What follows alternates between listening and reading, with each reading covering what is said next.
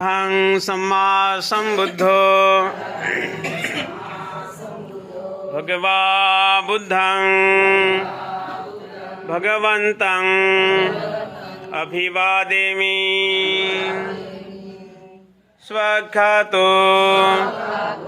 भगवता धम्मो धम्मं नमस्सामि।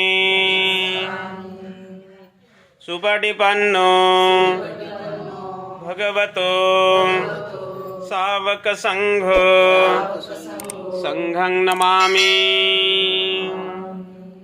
ओकाश वन्दामि भन्ते द्वारतैनं कतं सब्बं अपराधं क्षमतु मे भन्ते।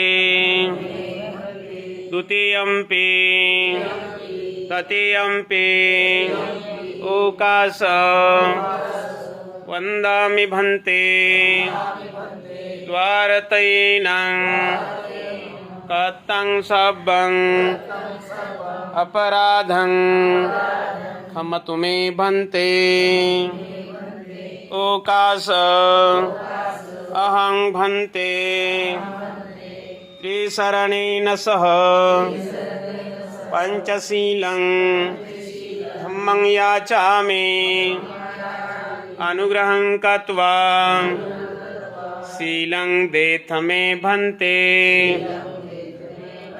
द्वितीयम्पि तृतीयम्पि अहं भन्ते त्रिशरणेन सह पंचशीलं धम्मं याचामि। अनुग्रहं कृत्वा शीलं देथ मे भन्ते। धम्मं वदामि तं वदेत्। नमो तस् भगवतो अरहतो सम्मा सम्बुद्धस्स।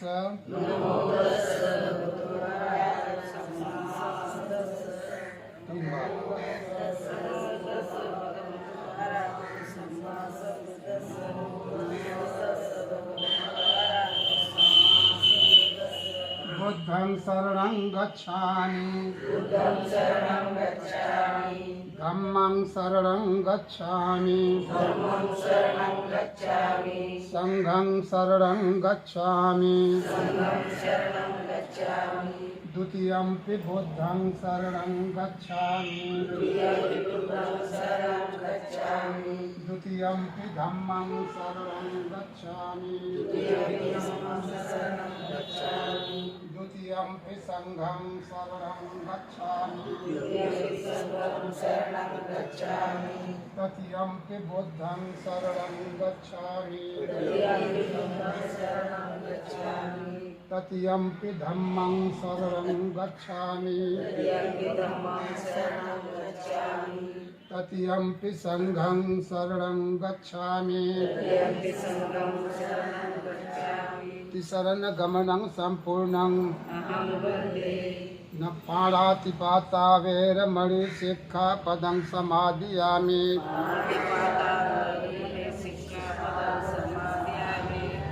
अदिन्नदाना वैरमणि सिक्खापदं समादयामि।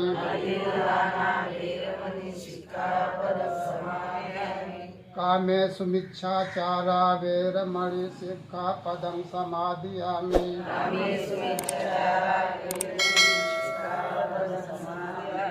मुसावादा वैरमणि सिक्खापदं समादयामि।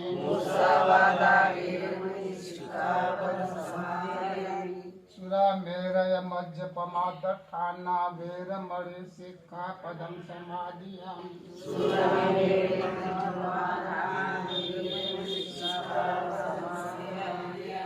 इमानि पंचशील सिक्खापदानि शीलेन सुगतियन्ति शीलेन भोगसम्पदा शीलेन निबुद्धियन्ति तस्मात् शीलं विशुद्धये।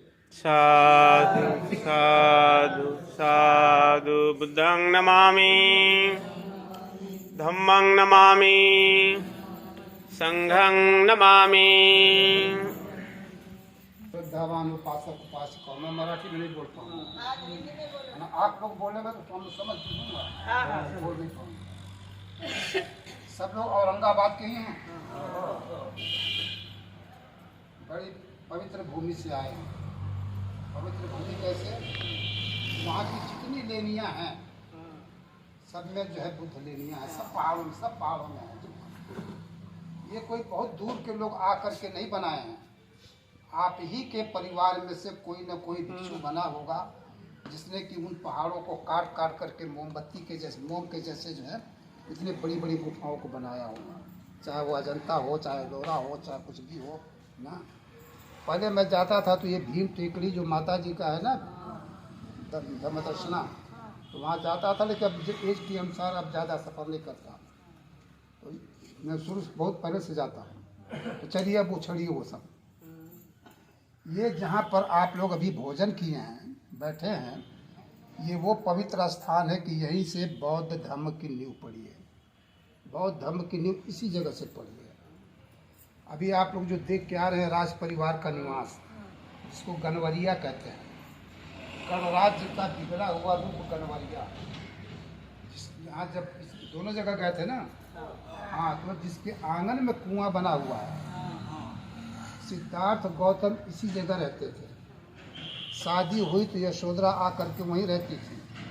राहुल का जन्म उसी जगह हुआ था और उसी जगह से उन्होंने गृह त्याग भी किया था। बाकी परिवार के सदस्य पीछे साइड में वो रहते थे जो है, और जो बगल में है वो मंत्रिमंडल वगैरह जो बैठता था, जहाँ मीटिंग वूटिंग सब होती थी, वो दाहिने साइड में जो है। लेकिन ऊपर आप लोगों ने जो देखा होगा कि छोटे छोटे कमरे बने हुए हैं, तो आप लोगों के मन में ये जिज्ञासा उत्पन्न हुई होगी कि भाई आखिर जो है जब इतने संपन्न थे, सब कुछ था इनके पास, जो है ये छोटे छोटे कमरे क्यों बने हैं? किसी के मन में ये बात आई थी कि छोटे छोटे कमरे क्यों? उनको तो बड़े बड़े हाल चाहिए, बड़े बड़े कमरे चाहिए जो है। तो वास्तव में वो भिक्षु निवास है। असली उसके अभी 3 तह नीचे है। उसके खुदाई जितनी जो हुई, क्योंकि हर्षवर्धन भी बौद्धिस्ट राजा थे। आप हमारे जितने धार्मिक स्थल हैं उन सब जगहों पर जो जाएंगे तो ऊपर छोटे छोटे कमरे मिलेंगे जो है। तो हर्षवर्धन भी जो बौद्धिस्ट राजा थे, तो वो भी जब इन्हीं सभी जगहों का भ्रमण करने के लिए आए तो उन्होंने देखा कि इतनी बड़ी बड़ी ईंटें होती थी, चौड़ी चौड़ी, सब जनता गरीब थी, छप्पर में रहती थी, मकान कच्चे मकानों में रहती थी। तो 4 ईंटें उठा ले गए और ले जा करके अपना घर के सामने कहीं जोड़ दिया, कपड़े पर धोने नहाने धोने के लिए हो गया है। जिस तरीके से महू छावनी जहाँ बाबा साहब का असली जन्म हुआ था, आज एक भी ईंट नहीं पाएंगी उस जगह पर, एक भी ईंट नहीं पाएंगी। क्यों? जो गया तो हाँ बाबा साहब यही पैदा हुए थे, एक ईंट उठाता चला गया, एक ईंट उठाता चला गया जो करके जो है। तो इस तरीके से वो स्थान खत्म हो गया। तो वही हर्षवर्धन ने जब देखा कि भाई इस तरीके से तो इसका अस्तित्व तो ही मिट जाएगा, तब इसके ऊपर भिक्षुओं के लिए उन्होंने बनवाया था कि भिक्षु जब रहेंगे तो इसकी सुरक्षा बनी रहेगी। अब ये जो बुद्ध विहार है, यहाँ जब कोई भिक्षु रहेगा तभी इसकी सुरक्षा बनी रहेगी। भिक्षु नहीं रहेगा तो कोई भी देखेगा क्या, किसी का प्राइवेट होगा, मकान होगा, या चाहे हाँ स्कूल बना होगा कुछ इस तरह। तो ये होता है ऐसा। ये हर्षवर्धन के समय का सभी जगहों पर वो बना हुआ है। जो सिद्धार्थ गौतम को लेकर के भविष्यवाणी जो हुई थी बचपन में, कुछ लोगों ने जो कि वो सामुद्रिक लक्षण यानी शारीरिक लक्षण जो जानने वाले थे, वो आए तो उन्होंने उनसे पूछा गया, तो उन्होंने देखा तो कहा कि नहीं, अगर घर में रहेंगे तो ये चक्रवर्ती राजा होंगे, गृह त्याग करेंगे तब ये बुद्ध होंगे। लेकिन नहीं, इनके कुल गुरु थे अशीत। अशीत जब आए तो उन्होंने देखा तो उन्होंने क्लियर कर दिया था कि कोई ऐसा लक्षण नहीं है, ये बच्चा घर में बंद के रहेगा, एक न एक दिन ये बुद्ध होंगे। क्योंकि उस बच्चे को देख करके पहले वो मुस्कुरा दिए और बाद में रो दिए जो। तब राजा शुद्धोधन ने पूछा कि ऐसी क्या बात है कि बच्चे को देख के आप मुस्कुराए और बाद में फिर आप रो दिए, इसकी वजह क्या है? तो उन्होंने कहा कि राजन, निश्चित ही यह बालक एक दिन बुद्ध होगा, है ना। अब लोग कुशल कर्म करने वाले होंगे, धार्मिक होंगे, शीलों का पालन करने वाले होंगे, अंधकार मिटेगा, और प्रकाश फैलेगा। अब धर्म है ना बढ़ेगा आगे। और रोया इसलिए कि मेरी आयु 80 साल की हो गई। जब ये बुद्ध होंगे उपदेश सुनाएंगे तब तक मैं जीवित नहीं रहूँगा, इसलिए रोया। तो अब उनको चिंता लगी थी जी है। जब सिद्धार्थ गौतम धीरे धीरे बढ़ने लगे, 7 साल के जब हो गए, तो यहाँ पर हर साल एक आषाढ़ी पूर्णिमा को उत्सव होता था। आषाढ़ी पूर्णिमा को, क्योंकि शाक के लोग जो है वो गंधशाली का भात खाते थे। गंधशाली माखने वाला चावल, त्रिपिटक में है उसका जो है जिक्र जो है गंधशाली, और त्रिपिटक का वर्तमान में नाम उसका काला नमक वर्तमान में। और ये यही एरिया है, तो गवर्नमेंट ने भी उसको पेटेंट कर रखा काला नमक जो है। तो इस तरीके से जो है ये क्षेत्र वही है जहाँ पर भी वो काला नमक चावल होता है। बहुत खुशबूदार, बहुत पौष्टिक होता है। अगर आपके घर में इतना सा बनेगा तो पूरी कॉलोनी आपकी माँ के दीजिए, इतना खुशबूदार होता है। तो जब ये सिद्धार्थ गौतम 7 साल के हो गए तो उत्सव जब शुरू हुआ तो वो भी लेकर के आए राजा ने इनको भी। तो एक जामुन के पेड़ के नीचे बैठा दिया, आसन लगा दिया। उसके बाद ये बैठ गए ध्यान को वो। और बाकी जब उत्सव शुरू हुआ, बाजे बजने लगे, तो सबका ध्यान तो उधर चला गया, पर इनका ध्यान उधर नहीं था। ये एकाग्र होकर के ध्यान की मुद्रा में बैठ गए और वहाँ से चित्त को एकाग्र किया गया।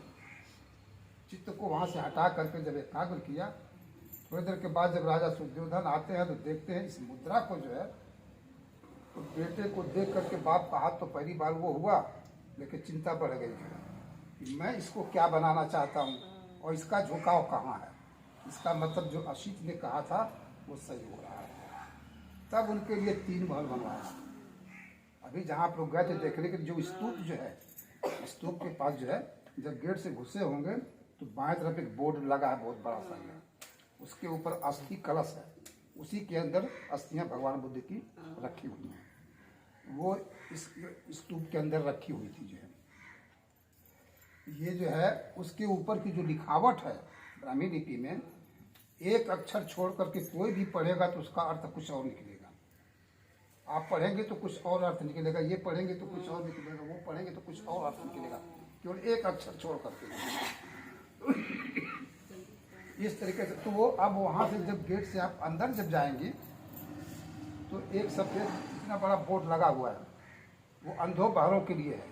उसको टटोल करके वो पढ़ लेते हैं कि ये कपिल वस्तु का क्या महत्व है जो है, क्योंकि सुन नहीं पाते, देख नहीं पाते, लेकिन उससे वो समझ जाते हैं। दाहिने तरफ खंडहर जो भी हर्षवर्धन के समय का बना वो भिक्षु निवास है। अब आप स्तूप गई तो स्तूप जहाँ आपने मत्था टेका जो है उसके बाएं तरफ एक खंडहर है, बाएं साइड में इधर। उसको देखा हो तो उसके पश्चिम दिशा में एक कुआं बना हुआ है ना। तो आज आपके पास बिजली है, पंखे हैं, एसी है, कूलर है, सब कुछ है। उस समय ऐसा कुछ नहीं था, लेकिन गर्मी में हवा अक्सर पश्चिम से ज़्यादा चलती है। तो खस हुआ करती थी, उसका वो लगा करके टाटी बना करके लगा देते थे, और नौकर वगैरह पानी लेकर उस पर छिड़कते रहते थे, तो वो बिल्कुल एकदम ठंडा बना रहता था। तो वो उनके लिए गर्मी के लिए बना था। जो स्तूप के उत्तर साइड में है वो सर्दी के लिए बना था। जो एक बाग में है वो बरसात के लिए बना था। ये तीनों महलों के अवशेष हैं। तो ये जो मैंने कहा कि जो 7 साल की अवस्था में मुझे भंते बने हुए, तो देखिए 42 साल हो गए। सारनाथ आप लोग देखे होंगे, स्थाई बुद्ध विहार जहाँ बड़ी वाली मूर्ति है।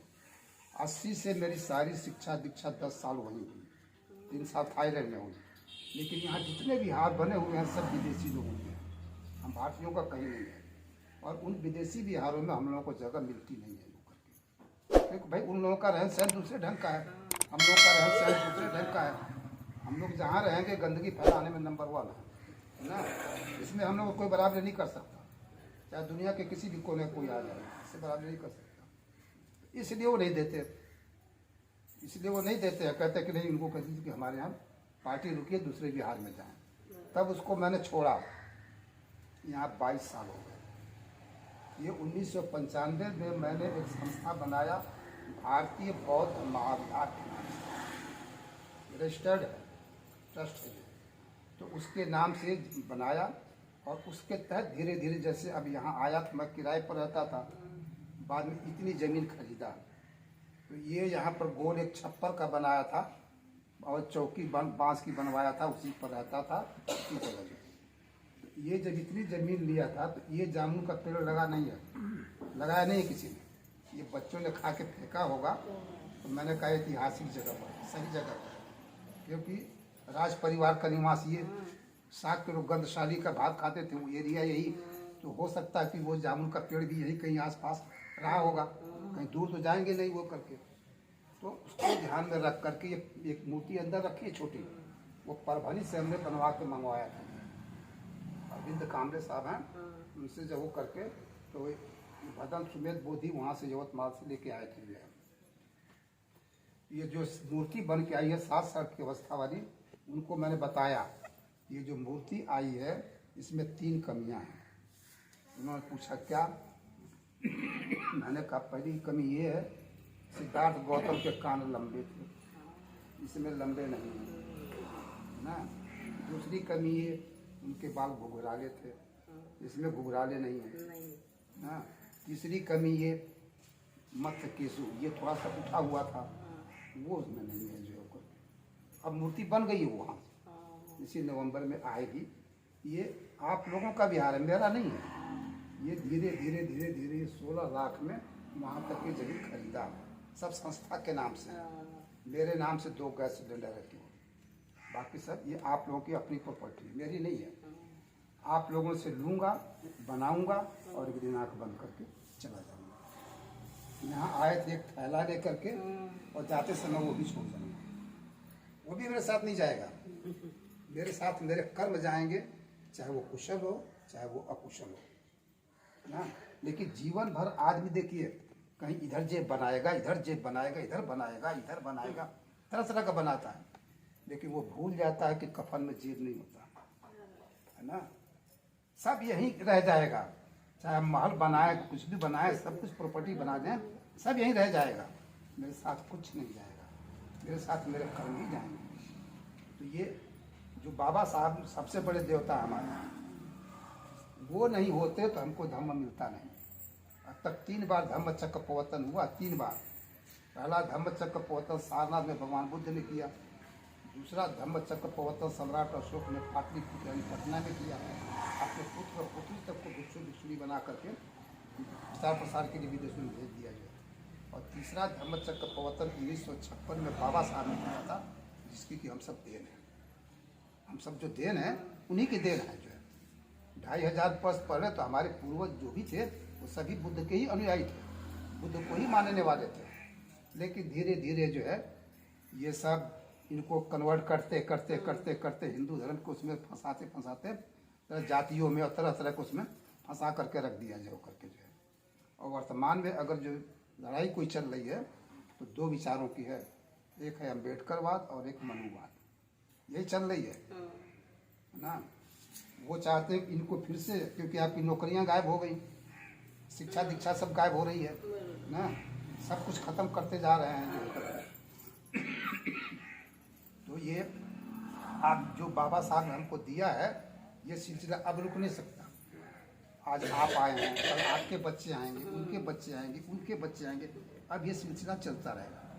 ये आप लोगों की प्रॉपर्टी, जो भी इसलिए आपको सहयोग करना चाहें, जो भी काम करना चाहें, वो आप लोग काम कर सकते हैं ना। आप जो है ये पात्र ला रहा हूँ।